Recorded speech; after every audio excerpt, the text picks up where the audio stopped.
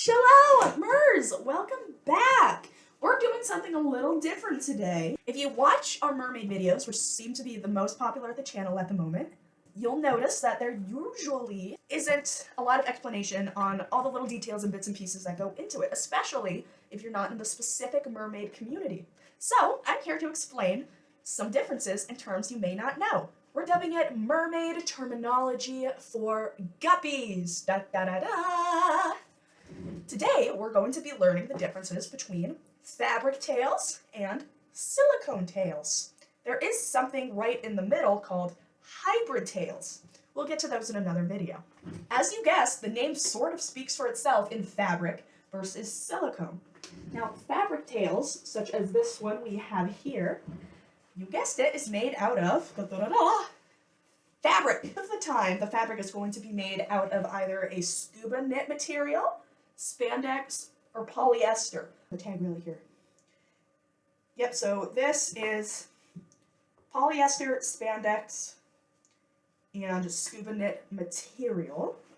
Those are the good materials that you want to look out for. It's nice and durable, it's thick, and you really want to be watching to make sure that it has good stretch. Fabric tails are very forgiving in terms of stretch, and they're a lot more easy for people of different body types and different measurements to fit into.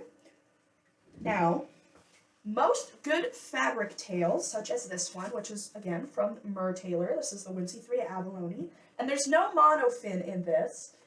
We will be putting up a more in detail dictionary for mermaids coming up, and we're going to also ignore this beaming light right behind my head that I have no control over. Good mermaid tails, such as this one, from a reputable company. Again, we've discussed the dangers of knockoff tails or cheap imitation brands. Don't feel bad if you accidentally bought one. It happens. Just something to be aware of. But a good, reputable company such as Mertailor, normally the average price range for a good tail is anywhere between $150 all the way up to roughly probably $450. Now remember, the more bells and whistles that a fabric tail has, such as extra fins, or if you take the route to customize it, just simply meaning you design it yourself and then you submit that concept to the tail maker. They digitize it, they do their magic, and then they give the finished product with your design to you. The price is obviously going to increase. Now this one, this has a lot of different fins. Simply stated, that just means that the price goes up because there's more fabric, which means more labor, which means they have to cost more to cover all their bases. A lot of MERS, or most MERS, will start out with a fabric tail. One, it's a heck of a lot lighter. My personal silicone tail, which is in the basement at the moment, buried beneath 7 feet of snow that happened to fall right in front of the door, and I'm lazy and I don't want to go shovel it out. It weighs about approximately 40 pounds. Yes, 40 pounds, 40 pounds. So as you can imagine, it's quite cumbersome and difficult to get around in. So for MERS that don't necessarily have that sort of experience, fabric, the way to go. One, it's a lot more forgiving in the water. In my opinion, it's a lot more maneuverable, and it's a lot easier to maintain and take care of compared to silicone tails, which we'll be getting into. Again, they're a lot more forgiving, and your measurements don't have to be 100% on the dot because we're people. People gain weight and people lose weight, and if you're me, you mostly gain weight, and hey. Fabric tails will normally come with monofins, or not come with, require monofins in the actual fluke area. Again, we'll be going over terminology in another video, so don't worry. But essentially just the base of this, and that's what gives it its power, and it gives it form to move throughout the water. Some come with a vinyl insert, as on my fin folk tail here.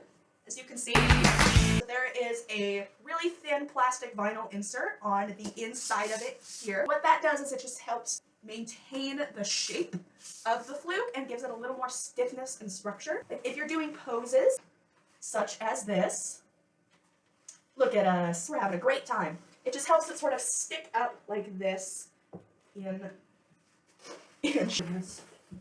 don't knock over things, stick. Versus with this, with no insert, I can't stick it up. It just flops. That's what she said. And this is falling.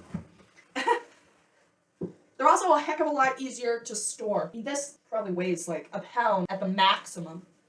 Oh, I'm sitting on them. All right, silicone tails. Now, silicone tails, as the term implies, are made out of silicone. It's a material that is essentially kind of rubber. Yes, science! But this essentially is an example of silicone. This is rubbery. You can sort of see the ridge details here. It's 3D. It's very realistic, very lifelike, and yes, it is heavy. This one piece right here weighs more than my entire mertail tail without the monofin in there. So, silicone tails are normally, and I don't want to say exclusively because that's not the case, but normally you'll see them with mers that have a lot of experience and they know what they're doing, or very financially in a good place. A good silicone tail normally can start at $2,000 and go up from there. Again, the more bells and whistles you have, the more elaborate it is, the more the price is going to increase. Now, as I said, my silicone tail weighs 40 pounds. Now you're wondering, how on earth can you swim with 40 pounds of a tail? Well, silicone is naturally buoyant, meaning it wants to float in the water, which does help alleviate some of that weight. Yes, science! So silicone fins come with a monofin, or most of them do, I'm pretty sure they do, come with a monofin already inserted inside the fluke, or the base of the tail, so where your feet are. So that's what gives it its power. These can be very elaborately hyper-realistic. From a distance, if you look at it, you're like, oh my goodness. It looks like somebody actually took a fish and put it on a person, which is what a mermaid is, but you get what I'm trying to say. With silicone being heavy, it can have a lot of drag. So you're swimming through and water is hitting you and it feels like it slows you down and it just causes a little extra work. It's the same thing with driving a car, except it's air and we're swimming through water. Yes, science! Silicone tails, most of the time, they have to be custom measurements. You need to fit into the actual silicone tail like a glove. And getting into silicone tails, I'm not saying fabric tails aren't a process, because they are a process, but silicone tails is a bit more of a process, especially if you're just getting used to it. I recommend using a water-based lubricant. The inside, you just put it on your legs and just shimmy on in there. And then super quick, there are things called hybrid tails. Now, as the name implies, hybrid tails are a bit in between fabric tails and silicone tails. Normally, hybrid tails will have a silicone fluke and maybe even some silicone fins on the side. The actual body of the tail itself will mostly be consistent of fabric. Now, a good example of this would be the Finfolk mythic tails, and the actual scale pattern itself is made of individual little, I believe they're plastic scale beads on them. Now those, just like a silicone tail, start at about the $2,000 range. So there you have it, a very quick rundown on the differences between fabric tails, silicone tails, and of course the ones in between. Thank you so much everyone for watching this video. Make sure that you are liking and subscribing, and of course turn on notifications. It helps us out a lot here. We're going to be moving right into part 2 of this video, so stick around. And as always, stay safe, stay magical, and we'll see all of you beautiful people on the flip side. Take care everyone, bye-bye!